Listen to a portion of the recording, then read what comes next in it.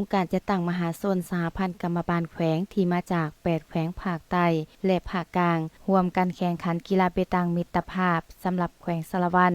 นำโดยทานจิตรกรสายสมุทรคณะบริหารงานกรรมบาลแขวงประธานสหพันธ์กรรมบาลแขวงพร้อมคณะมีบรรณาธิการในคณะบริหารงานกรรมบาลแขวงเมืองบรรณาธิการพนักงานกรรมบาลอาชีพที่มาจาก8แขวงภาคใต้และภาคกลางเข้าร่วมการแข่งขันกีฬาเปตองครั้งนี้แม่นเพื่อสิ่งขันคณะประจำภาคแขวงสะละวันเพื่อสร้างขบวนการเฉลิมฉลองวันเกิดประธานไก่สอนพรหมวิหารครบรอบ105 ปี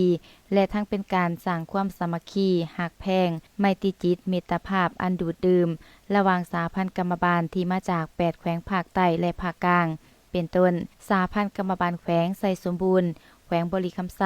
แขวงคำมวนสวรรณเขตจำปาสักเซกองอัตตปือและแขวงสะละวันพร้อมด้วยสหพันธ์กรรมบาลที่มาจาก8เมืองทั่วแขวงสะละวันการแข่งขันกีฬาเปตองซึ่งมี3ประเภทคือการนำมี8ทีมชายทั่วไป8ทีมและทีมหญิง7ทีมรวมทั้งหมด23ทีมเข้าร่วมแข่งขัน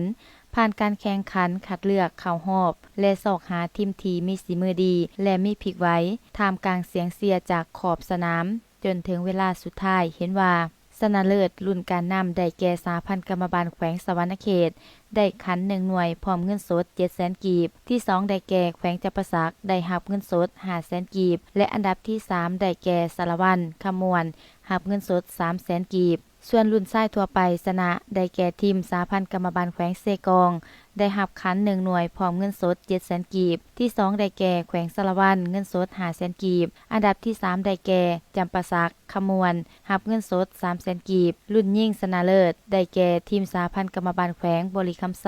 ได้รับขัน1หน่วยพร้อมเงินสด 700,000 กีบที่2ได้แก่แขวงเซกองได้รับเงินสด 500,000 กีบและอันดับที่3ได้แก่จำปาสักขมวนรับเงินสด 300,000 กีบให้เกียรติมอบรางวัลในครั้งนี้โดยทานจิตรกรสายสมุทรคณะบริหารงานกรรมบาลแขวงประธานสหพันธ์กรรมบาลแขวงมอบตามลำดับการแข่งขันกีฬาเปตองครั้งนี้ยังเป็นการสร้างโอกาสให้ได้พบปะสร้างสรรค์ความสามัคคีและเฮ็ดให้ห่างกายมีความแข็งแรง